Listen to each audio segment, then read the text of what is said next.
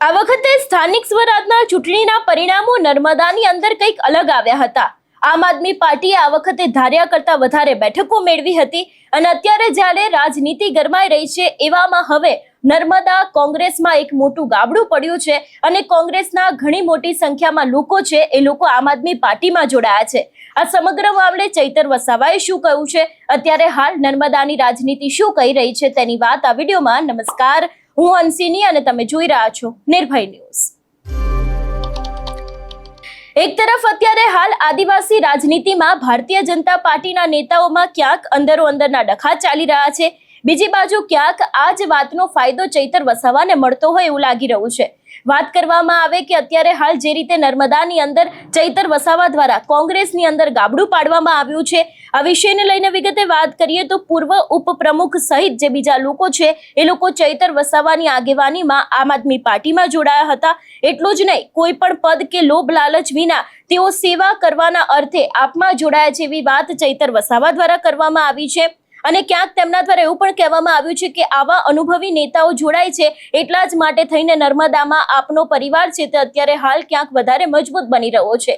એક તરફ અત્યારે હાલ રાજનીતિ ગરમાઈ રહી છે, મનસુખ વસાવા, દર્શના દેશમુખ સહિતના જે નેતાઓ છે, નીલ રાવ છે, એ લોકોમાં ક્યાંક અંદરો અંદરના ડખા ચાલી રહ્યા છે અને બીજી બાજુ આ જ સમગ્ર મામલે અને અત્યારે હાલ ક્યાંક આ સમગ્ર રીતે જે રીતે જોવા મળી રહ્યું છે કે ચૈતર વસાવા પોતાનું કામ કરી રહ્યા છે અને ક્યાંક તેમના દ્વારા ધીરે ધીરે ત્યાંની જે આમ આદમી પાર્ટી છે એને વધારે મજબૂત બનાવવામાં આવી રહી છે। કોંગ્રેસના લોકો છે એ લોકો પણ આમ આદમી પાર્ટીમાં જોડાયા છે અને તેમના દ્વારા એવું પણ કહેવામાં આવ્યું છે કે હવે નર્મદાની અંદર આમ આદમી પાર્ટી જે પહેલા હતી એના કરતા વધારે મજબૂત જોવા મળી રહી છે।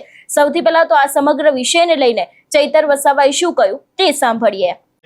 ધ્યેય અમે લઈને નીકળ્યા છે કે ગરીબમાં ગરીબ, નિરાધાર, વંચિત લોકો સુધી જે પણ શિક્ષણની વાત હોય, આરોગ્યની વાત હોય, રોજગારીની વાત હોય, તમામ બાબતોની વાત હોય કે યોજનાઓ હોય, છેવાડાના વ્યક્તિ સુધી પહોંચે એ અમારો ધ્યેય એમણે જોયો અને હાલમાં એમની પૂરી ટીમ સાથે અમારી સાથે જોડાયા છે। ત્યારે પાર્ટીમાં એમનું હું સ્વાગત કરું છું, પાર્ટીમાં એમનું માન સન્માન જળવાય અને આવનારા દિવસોમાં સંગઠનની બાબતો હોય કે તમામ નિર્ણયો નાંદોદ વિધાનસભામાં એમને સાથે રાખીને એમની સહમતિથી લેવાય એની ખાતરી પણ આપું છું। એમના જોડાવાથી આમ આદમી પાર્ટી પરિવાર મજબૂત થયો છે અને અમારો જે ધ્યેય છે લોકોની સેવા કરવાનો, અમે આવનારા દિવસોમાં લોકોની સેવા કરવામાં આ પૂરી ટીમને સાથે રાખીને તત્પર રહીશું। સાથે સાથે એ જ્યારે જોડાવાના હતા, આગળ એક દિવસે અમારી મિટિંગ મળી ત્યારે ચૂંટણી વખતે એ જોડાઈને એક સારા પદ અને ટિકિટની વાત કરી શકત, પણ ચૂંટણી પત્યા પછી આજે જોડાયા અને આગળ અમે વાત કરી ત્યારે એમણે કીધું કે આપણને કોઈ પદ કોઈ ખુરશીનો મોહ નથી, આપણને સત્તાનો મોહ નથી, આપણે એટલા માટે તમારી સાથે જોડાઈ રહેલા છે ને એટલા માટે આગળ વધવું છે કે આપણે લોકોની સેવા કરવી છે, સેવાકીય પ્રવૃત્તિ માટે એ આજે જોડાઈ રહ્યા છે। બહુ મોટી વાત છે, એમને ખૂબ સારો અનુભવ છે। આગળ અમે 2015માં જ્યારે નર્મદા જિલ્લા પંચાયતમાં અમે ત્યારે જનતા દળમાં હતા અને એ કોંગ્રેસમાં હતા ત્યારે અમે સાથે કામ કરેલું છે। એમને ખૂબ બહોળો વિસ્તૃત અનુભવ પણ છે જેનો ઉપયોગ નાંદોદ વિધાનસભાના 3 તાલુકામાં થશે અને અમારા વિસ્તારોમાં પણ એમની સારી ત્યાં યુવાનો સાથે, એમના કાર્યકરો સાથે એમની ઓળખાણ છે। ત્યારે આવનારા દિવસોમાં તમામ વિસ્તારના લોકોને સુચારું આયોજન થાય અને લોકોને સેવાકીય પ્રવૃત્તિ થાય એ દિશામાં અમે સૌ સાથે મળીને આગળ વધીશું। ધન્યવાદ। આજે જે આમ આદમી પાર્ટીમાં જે કોંગ્રેસના કાર્યકર્તા જોડાયા છે એની બાબતે શું કહેવું? આજે નાંદોદ તાલુકા કોંગ્રેસ સમિતિના પ્રમુખ પ્રકાશભાઈ વસાવા જેઓ વિધિવત રીતે આમ આદમી પાર્ટીમાં આજે જોડાઈ રહ્યા છે, ત્યારે પ્રકાશભાઈ વસાવા અને એમની પૂરી ટીમનું આમ આદમી પાર્ટી પરિવારમાં અમે સહર્ષ જેટલા પણ આપણે પ્રકાશભાઈ સાથે જેટલા પણ સાથીઓ તમે આજે જોડાવ છો, પહેલાં તો તમામ લોકોનું આમ આદમી પાર્ટી પરિવારમાં હું સ્વાગત કરું છું। અમે ચૂંટણી પહેલાં પણ બહુ પ્રયાસો કર્યા કે તમે અમારી સાથે આવો તો બધા સાથે મળી મજબૂતાઈથી લડીએ, છતાં આપણે તે વખતે કંઈ ને કંઈ કારણોસર રહી ગયું, પણ આજે તમારા જોડાવાથી અમારી નાંદોદ વિધાનસભાની ટીમને પણ એક તાકાત મળશે। તમારો વર્ષોનો જે અનુભવ છે તેનો ઉપયોગ કરીને આવનારા દિવસોમાં છેવાડાના વ્યક્તિ સુધી, વંચિત લોકો સુધી સરકારી જે પણ યોજનાઓ હોય, સેવાકીય પ્રવૃત્તિ આપણે પહોંચાડીશું અને સારામાં સારા બધા સાથે મળીને સારામાં સારા આ વિસ્તારના લોકોની સેવાકીય પ્રવૃત્તિમાં આગળ વધીશું.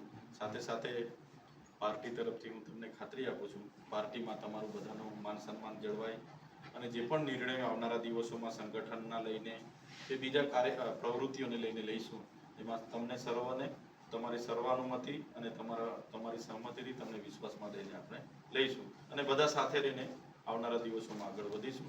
આજે તમે અમારી સાથે જોડાવ છો, બધાનું હું સ્વાગત કરું છું અને બધાને આમ આદમી પાર્ટીમાં આવકારું છું.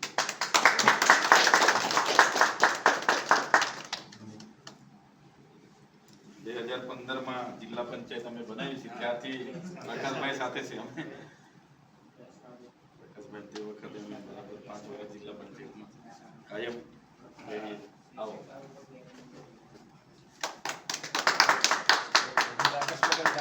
રાકેશભાઈ,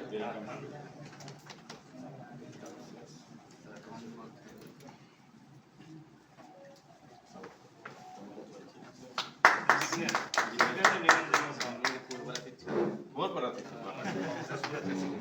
हेलो सरस ना अंदर ले जाओ ना, अंदर डेप्यूटी सरपंच वॉल में आई ढूंढना. वाह भाई वाह, सरस सरस, जल्दी आओ. नाम किधर में अतुल भाई, રણજીતભાઈ આગળ મળ્યા હતા આપણે.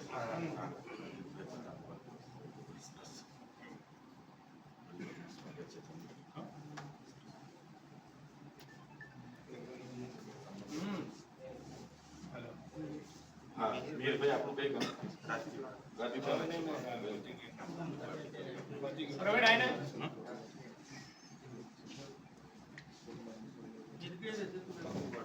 સર્જન એવું પંચાયતમાં. હા ભાઈ ચાલે ચાલે.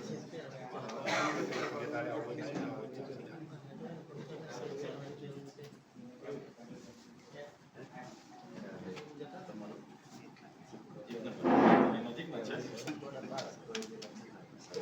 બધા સાથે.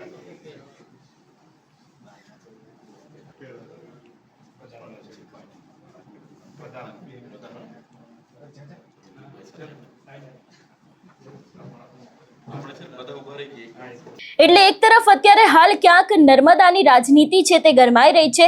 ચૈતર વસાવા છે તે અત્યારે હાલ એ વિસ્તાર માટે ખૂબ જ કામ કરી રહ્યા છે.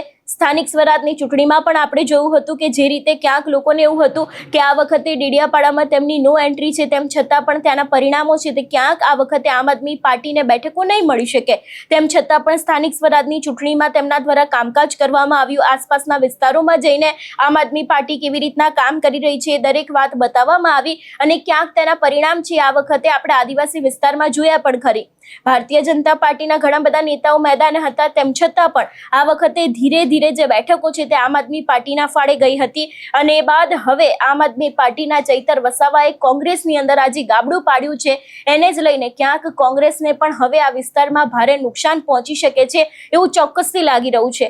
એક તરફ કોંગ્રેસ અત્યારે હાલ રાજનીતિની અંદર ખૂબ જ ઓછું દેખાઈ રહ્યું છે. પછી કોઈ વિરોધ પ્રદર્શન હોય, કોઈ નેતાઓ હોય, એ લોકો ક્યાંક ખૂબ જ ઓછા ચર્ચામાં આવતા હોય છે અને એવામાં હવે નર્મદાની અંદર પણ કોંગ્રેસને એક મોટો ઝટકો લાગ્યો છે. તો આની અસર હવે આગામી સમયમાં કેવી થાય છે તે પણ જોવાનું રહેશે.